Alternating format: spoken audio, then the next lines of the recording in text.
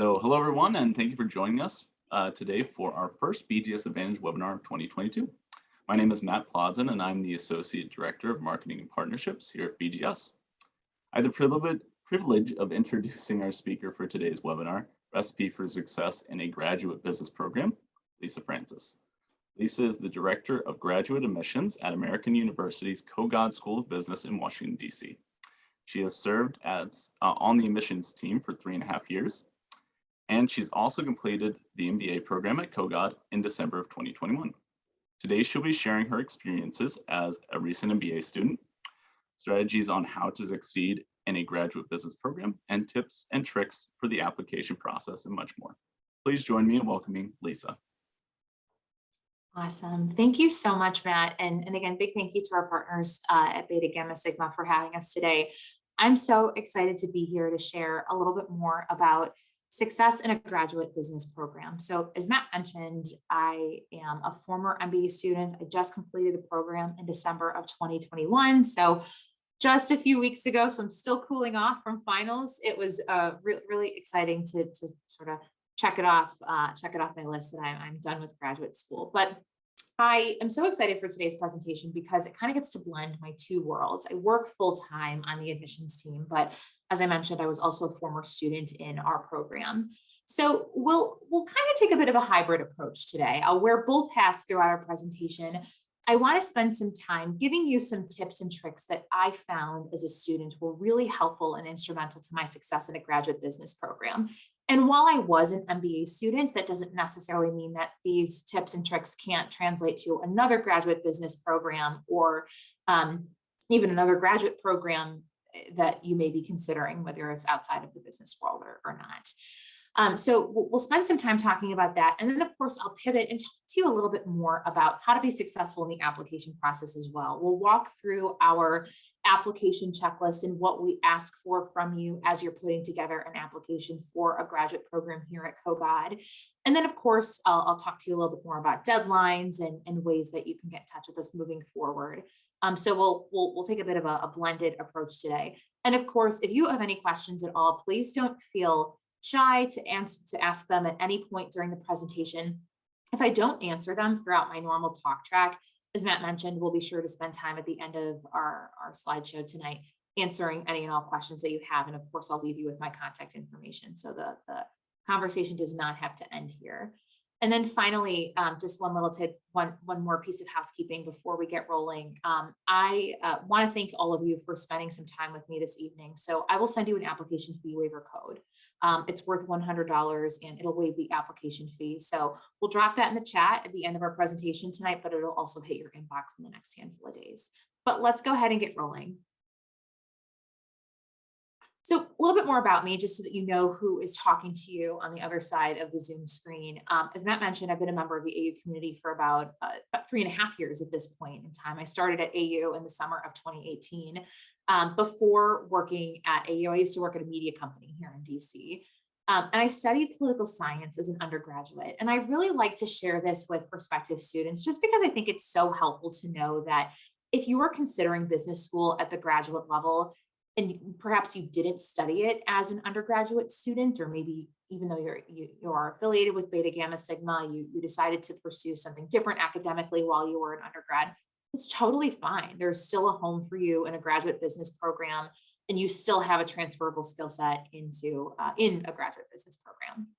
And then finally, as I mentioned, I earned my MBA in December 2021 here at Kogod. So I have a lot of really good intel to tell you about the student experience and of course, how to navigate the application process.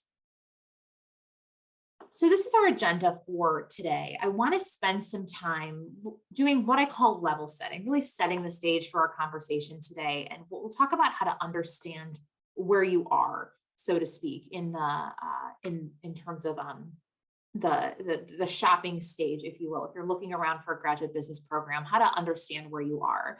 Then, of course, we'll talk about academic success, professional development success, and of course, how to be successful at American University. What tools and tips and tricks that we have here at our university that can help you. And then, of course, I'll touch a little bit upon the application process and what we look for before we wrap up with any Q&A.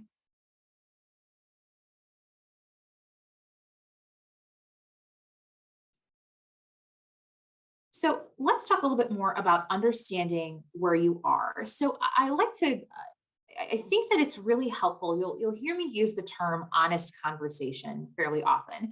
It's good to have an honest conversation with yourself as you begin sort of the shopping stages of looking for a graduate business program or graduate school in general, and really taking an inventory or an assessment as to where you are. And I think that you can really break it down into three different buckets. The first of which is your quantitative skill set. Oftentimes you'll hear this referred to as your hard skills, but I think that the best way to describe it here is your quantitative skill set. You're looking to pursue a graduate business program. There might be a situation where maybe you haven't had experience putting together a financial model or a budget or a data analysis model. Something like that is very common to find in a graduate business program. And if that's something that you feel needs to be added to your skill set, that could really be helpful as you're looking around and shopping for programs. Next is understanding what your qualitative skills currently are. Oftentimes you'll hear those referred to as soft skills. I don't think that's a fair enough term at all. I think that your soft skill set or your qualitative skill set is so important to crafting the business professional. This is the way that you present, the way that you public speak, the way that you put together a business memo or an effective slide deck. All of that is really important to crafting the business professional, and is a skill set that you can certainly hone in a business program. So just taking an honest assessment as to what that skill set looks like for you at this current moment. And then finally, surveying your network and where it currently stands. Perhaps you're looking to pursue business school because you want to hinge into a finance type of role, but maybe you don't have a very finance heavy network. So you might want to take a look at schools or geographical areas that have heavy representation of finance professionals. So trying to understand what your network looks like so that the next step is helpful for you in building that out a little bit further. So these are the three areas I recommend taking, again, like I said, having that honest conversation with yourself about where you stand. So academic success, I call this sort of the success train, if you will. These are some tips and tricks that as a student, I found were extremely helpful to ensuring academic success. So we'll go through each piece one by one in just a moment here. So in business school at the graduate level, similar to if you may have studied business at the undergraduate level, it is very heavy in terms of group work. Especially MBA programs, they really do try to simulate what it's like to be in the working world. So understanding your role in group dynamics early on, I think is very key to ensuring your academic success. Are you the project manager? Are you the one that likes to really rally everybody and sort of set the tone and set the schedule for putting together your group project? Are you the one that likes to be the main point of contact between you and the client? Are you the one that likes to put together a PowerPoint presentation and ensure that you're thinking creatively and outside of the box?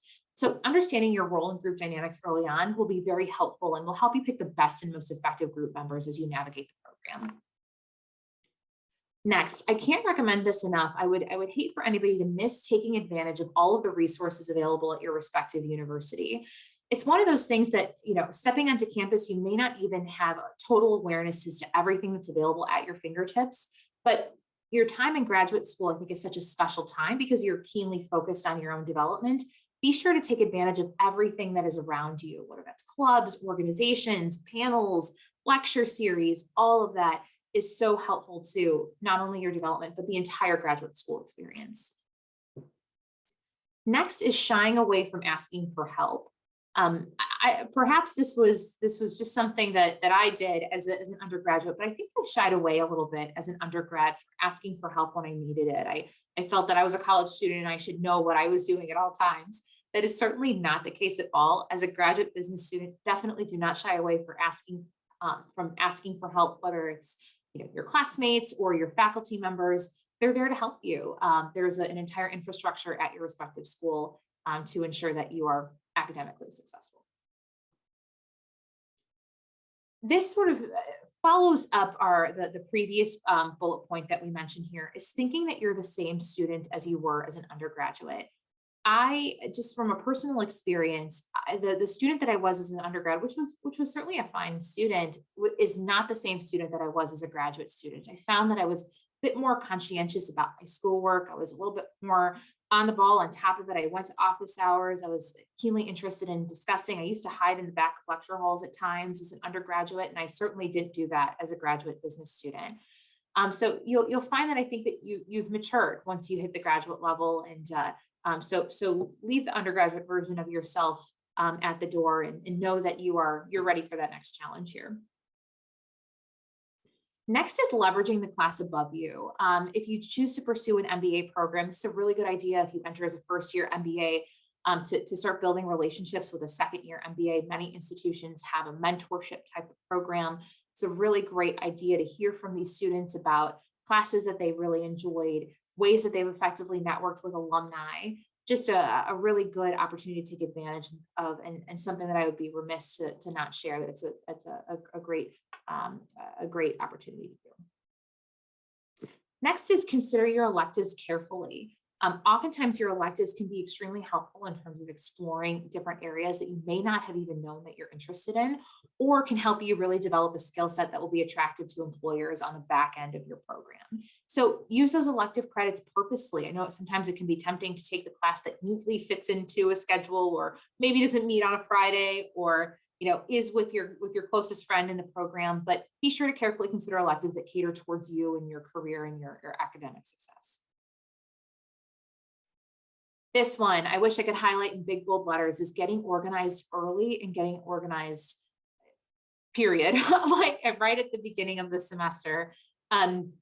Depending on what your organizational strategy is, whether you're a planner person, a list person, whatever it is, do it early. I think that you'll find that once you have a roadmap for the rest of the semester, it'll be easier to stay on task once you have all of your syllabi and you know when your exams and your busy seasons might occur.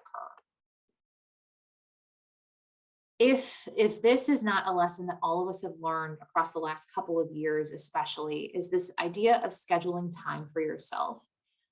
Being in a graduate business program, whether it's at a full-time pace or at a part-time pace, certainly represents its different challenges and is a demand on your time and of your schedule. So scheduling time for yourself within that busy schedule is certainly important. Something that I did throughout my program is Saturdays were kind of untouchable. That was the day that I was going to do the things that Lisa wanted to do, whether that was laundry or taking a long walk or hanging out with a friend.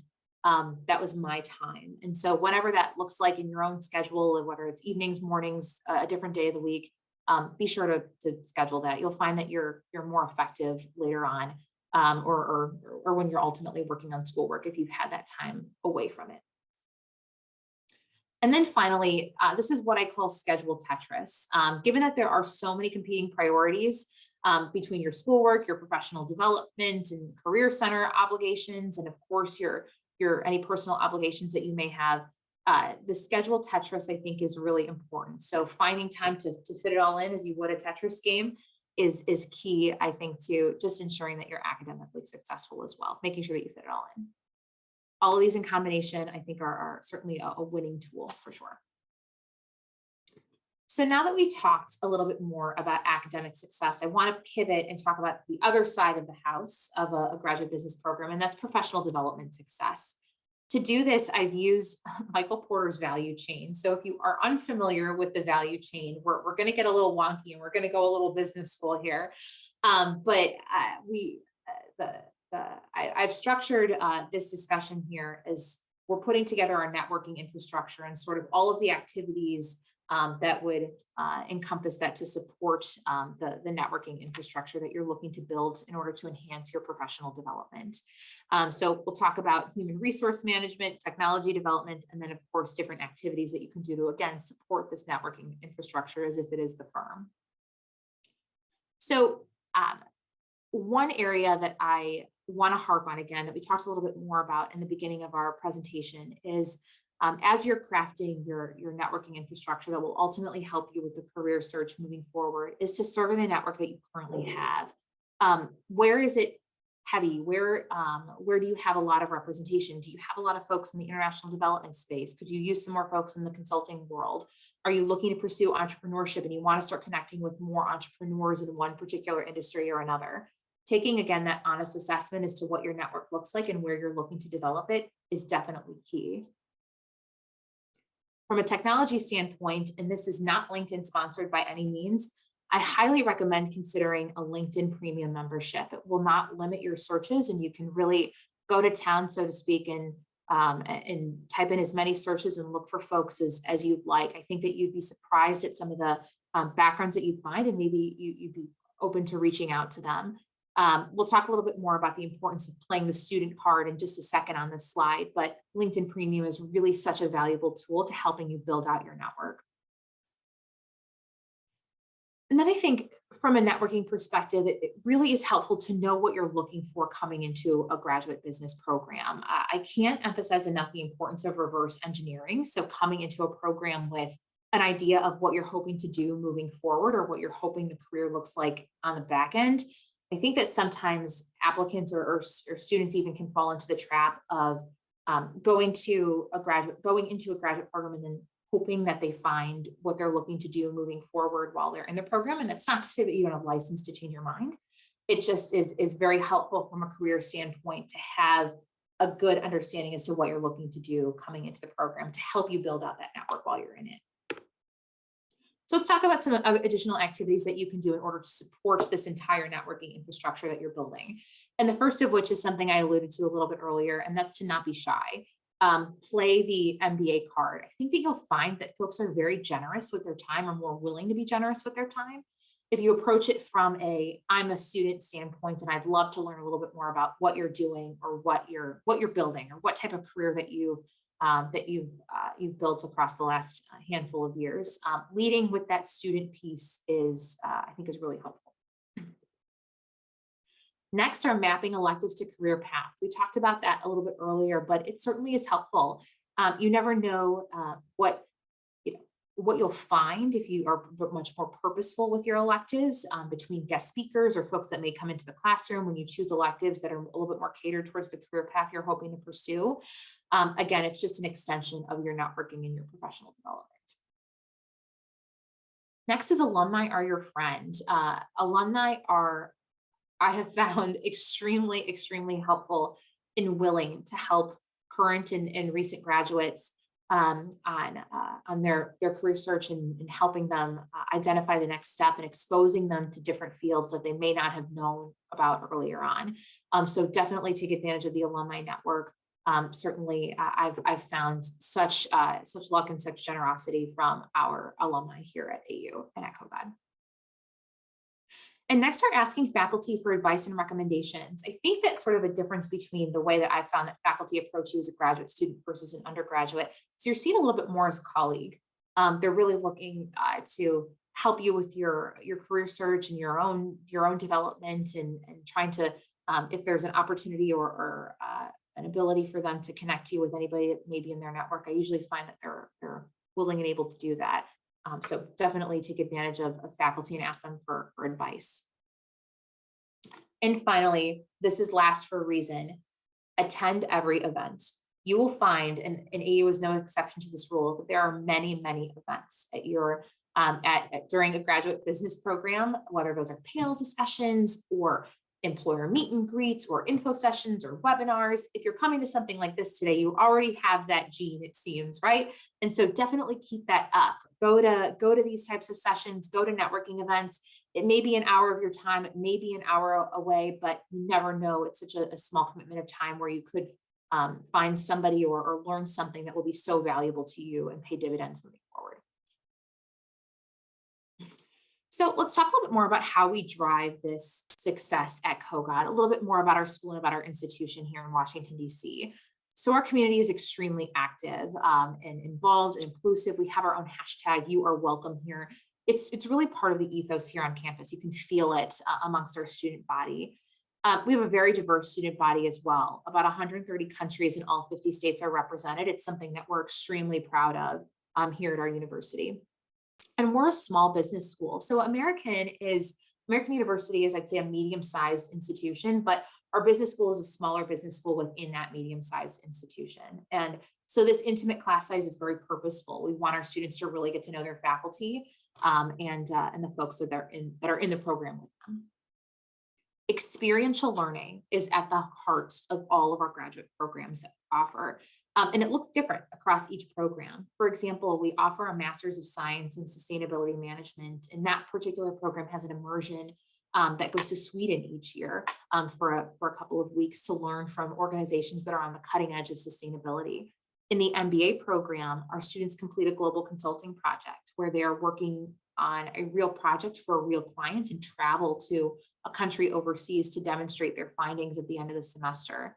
In our marketing program, you work on, again, an applied client project for a marketing agency to help them with a brand management activity. So just some really great opportunities to use that skill set that you're building in the program inside of the classroom. Next is our COGAD Center for Business Communications. I think that the CBC, which we call it, really demonstrates that at COGAD, we're in the business of crafting the entire business professional. So the CBC is there to help support you write an effective business memo, or put together a strong presentation deck, or help you with your public speaking abilities. Just a really great resource on campus to take advantage of. Our campus is an arboretum. I hope that you have the opportunity to come and see us here in DC. You'll notice that campus is very green, very lush. Sustainability is a top priority. In fact, we were the first university to become carbon neutral here in the US, and we did that in 2018. So we're very proud of that. And then, of course, we're accessible to downtown DC. If you're familiar with the DC area, we're just off of the Tenleytown Metro stop in the northwest corner of the city. But if you pop on the Metro, you're downtown in 20 minutes, if that. So very easy to get around. It's a very walkable city as well. It's something I always like to emphasize to prospective students, that it's a city where you don't need a car. You can walk anywhere. I live in downtown Washington, DC, and I don't have a car, and I truly do walk everywhere, and I take the bus or the Metro if I need to. So it's very livable from that perspective. So what are we asking for from you if you ultimately decide that you want to study with us here at American University's COGAD School of Business? So I like to walk through our application checklist. This is everything that we ask of our students as they're putting together their application for the program. Of course, if you have any questions on this end, please do let me know. I'm happy to answer any of those at the end of our presentation. But our application is completely online. It's digital. It's available at the link here on our screen. So no need to send in a paper application or anything like that. We ask for a personal statement, 750 words, and it's our way of getting to know you, who you are, what you're interested in, what you're looking to do next after graduation. All of that is really helpful to us as we are evaluating your application. We want to ensure that this is a good fit for you as it is for us. Next, we ask for a current resume. This is the same type of resume that you would use to apply to a new job or a new opportunity. This will list your professional experience. The common follow-up question that we typically get here is, do I need to have work experience for your graduate programs? The answer is yes, and the answer is no. So the only program that requires work experience is our MBA program, our full-time MBA program. We ask for at least 1 year of work experience. You typically become competitive once you've hit, I'd say, upwards of 2 to 3 years of work experience. The rest of our programs, our Masters of Science programs, do not require any work experience. So something to keep in mind there. You can certainly enter that immediately after undergrad. We ask for 1 letter of recommendation, although you can submit up to 3. So something to keep in mind there. Ideally, we ask for a professional letter of recommendation from a current or former supervisor. Next, we ask for transcripts from all universities attended. This is, of course, unofficial copies of your transcript. In the event that you're joining us from overseas, there is a situation where we may ask for that transcript to be translated and evaluated. So keep an eye out for that. I recommend taking a look at our website for a copy of our application checklist, which will list, and thank you so much, McKenna, for dropping that into the chat. I really appreciate it. That link that it was just dropped in there has our transcript policy. So just a good idea to go ahead and reference that to ensure that you're submitting your transcript properly. Thank you again for throwing that in the chat.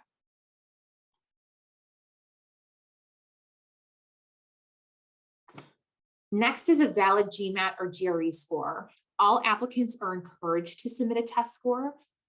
It is not required for nearly all of our programs. Our only program that requires a GMAT or a GRE is our MS in Finance program. The rest of our programs do not require a GMAT or GRE. In the event that you choose not to submit a GMAT or GRE, we will ask you to submit a a supplemental essay that will be provided in lieu of a test score. And before I move on, I just want to emphasize that supplemental essay is available in the application itself. You'll see that when you go ahead and start your application. Next, we ask for valid English language proficiency test score. We ask for a minimum of a 100 on the TOEFL, a 7 on the IELTS, or 120 or higher on the Duolingo. So this is if you are joining us from overseas, you could be asked to submit an English language proficiency test score. Again, if you go ahead and take a look at the link that was just dropped in the chat, it'll have our English language waiver policy.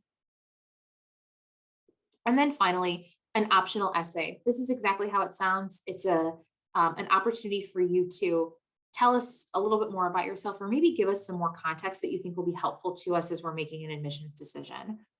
Common ways that people have used the optional essay in the past include if perhaps you had a poor semester in undergrad for one reason or another, or maybe there's a gap in your resume. We're certainly human on the admissions team, so definitely tell us what the story may have been. We'd certainly like to keep that in mind when determining admission status. And then finally, an interview. For 2 of our programs, the MBA and the marketing program, or MS in marketing, there is an interview component. So something to keep in mind if you're interested in one of those 2 programs. These are our deadlines for the fall 2022 semester. So as you can see, we're heading up to our priority scholarship deadline. So definitely keep that in mind. If you're looking to join us in the fall, we'd love to have you and see your application from you. And then our international student deadline is March 15th. And then of course, round 4 it is May 15th, 2022. That's typically when we start to slow down our admissions for the year, but we truly start to wrap up our admissions July 1st for fall. So keep this in mind as you are beginning your application. Scholarships and financial aid. All admitted students are considered for merit-based scholarship. We will let you know of any award that you've been given at the time of admission. And it truly is based on a holistic review of your application. I know that the word holistic is used a lot in admission circles, but holistic I mean it sincerely when I say that we really do take everything into consideration when determining scholarship value. So definitely keep this in mind here. It is not based on financial need. That lives with another office here on campus. Something to keep in mind there for sure. We do not see any information related to financial.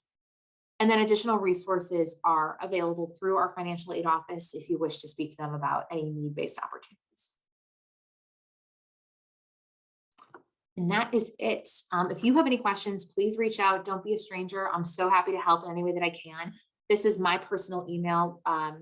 Given that we spent some time together tonight, I would love to share my personal email. And then of course, this is our general team inbox. If you need anything, just feel free to send us a note at any time. And within a handful of days, we'll be sure to get back to you. But that is it. I'm happy to answer any questions that you have at this time. All right. We have a question here. It's from Angelina. She says, since the MBA program application requires work experience, if we do not have any work experience due to being full-time students, does that mean we are not eligible to apply for the program? Yeah, so I would imagine that you're currently a full-time undergraduate student, to which we would ask that you have work experience in a full-time capacity after graduating from undergrad. So we do ask for at least 1 year full-time work experience after undergrad. So we would not count any internships that you may have completed while an undergraduate student. We certainly will look at that and would like to see that experience, but that wouldn't count towards the 1 year at least. And like I said, typically applicants become competitive for the MBA program when they have upwards of, honestly, about 3 years of work experience is usually where it starts to become a competitive applicant. Thank you. Let's see, question here. So what's your best admissions advice? My best admissions advice. I think that if we're boiling it down to one piece here that I can give you here is to keep authenticity in mind. I think that there are instances where applicants fall into the trap of maybe saying what they think is the right answer. And there is no right answer. The right answer is your own authentic and honest answer as to why you are looking to pursue business school, what you're looking to do after graduation. All of that is really key. The best example that I like to give is a handful of years ago, a colleague told me a story interviewing a prospective student that was very interested in startups, talked a lot about their interest in startups in their personal statement. And so when it came time for the interview, we asked, can you tell us a little bit more about some startups that you might be interested in and which ones that you're following? And they couldn't really name any. And that's fine. It certainly doesn't mean that because you're applying to business school that you have to be, a startup junkie and that, you follow Elon Musk's every move. But I think that, it's just keeping authentic and being open and honest about why you're looking to pursue business school is key. The most authentic version of yourself is always the right answer. It's always going to be easier to be your true self in those Right. situations, right? The kindergarten lesson, right? Yeah, totally. Well, I liked what you said earlier too, earlier in the presentation about not shying away from help. That's one thing that I feel like, you do a lot earlier on. Like I haven't gone and been in an MBA program. I haven't gone to graduate school or anything yet, but earlier on in my career, it definitely was very difficult to want to ask for help. It's one of those things that you're just honestly afraid to do. It's so true. It's so true. We hate to admit that we need someone to lend us a hand. It's almost as if it makes us seem like we're not good enough or effective enough. And I think that couldn't be further from the truth. I think asking for help when it's appropriate and when you need it is such a mark of a good leader and someone who's self-aware, right? So it's taken me a while to learn that lesson. I'm still learning that lesson, but I think it's helpful to know. Yeah, it's definitely a good lesson to learn. Mhm. But yeah, I really appreciate that. The other thing I really liked too was take some time for yourself. I think work-life balance is a very big deal, especially right now.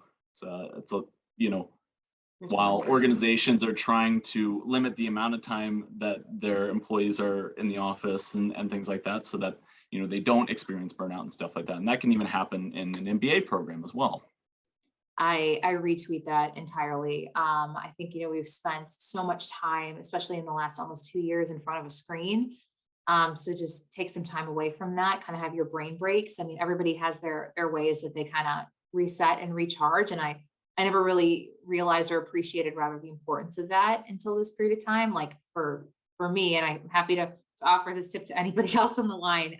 Mine is walks. I will walk to the end of the earth. So I think that it's just good to like structure that time into your schedule, and just put on your headphones and listen to a good podcast or some good music. I think that that's really helpful. And I think you'll find that it will pay dividends, moving forward and help you be even a little more productive when you do sit down to do your work. So Yeah, exactly. It's always good to decompress. And yeah, walks are fantastic. big fan. Good way to get out of your headspace. Totally. I've got another question here. Let's see. So I'm currently working full time and I'm interested in trying to take the GMAT, GRE. What's the best tip on doing well on those exams for people who aren't great at standardized exams?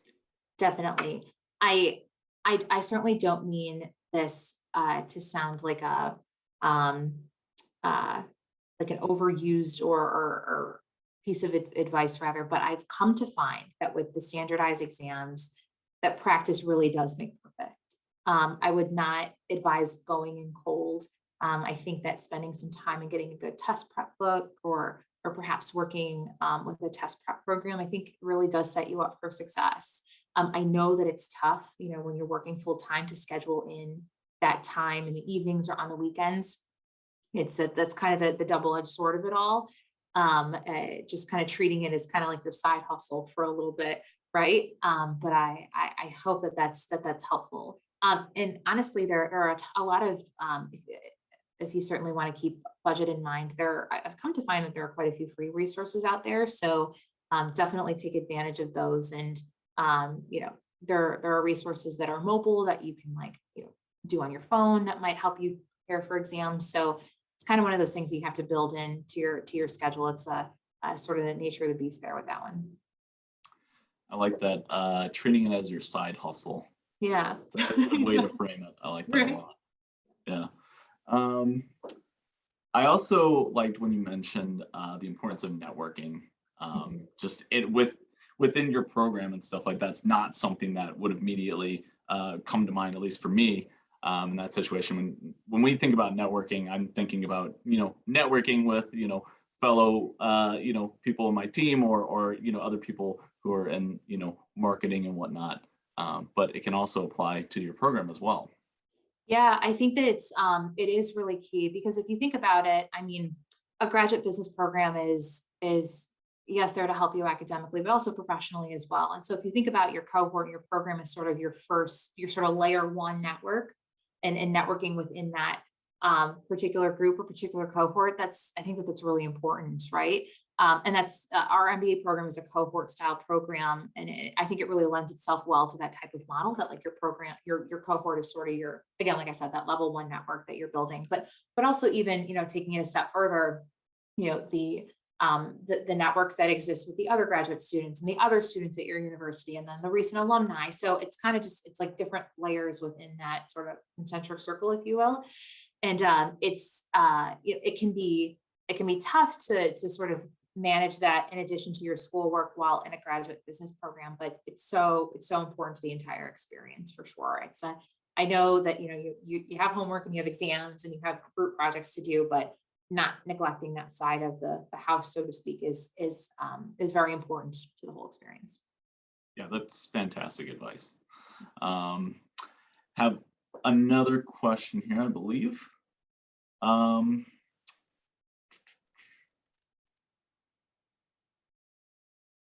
um, looks like this person's wondering if, sorry, I'm No, having you're a little fine. bit of trouble going through this real quick here. All Sorry. good. All Uh, good. I guess they're wondering if technology says technology domain information management is that part of an MBA program? Yeah. So I would say that, you know, technology and IT and while it's a big broad umbrella term, I have come to find that, especially here at Kogot and even in other programs, it is a necessary component within the curriculum. I can speak specifically to our program here. There is an IT course within the first year of the program. It honestly, and I mean it sincerely, was one of my favorite courses. We spent a lot of time talking specifically about applications of AI in the business world, and my goodness, it certainly has touched every industry.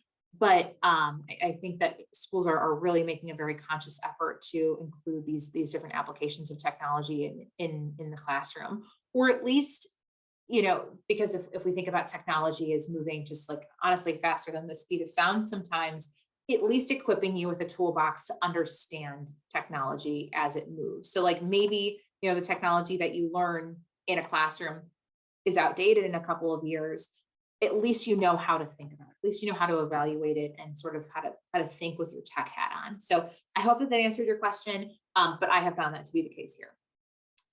Thank you. One other question here.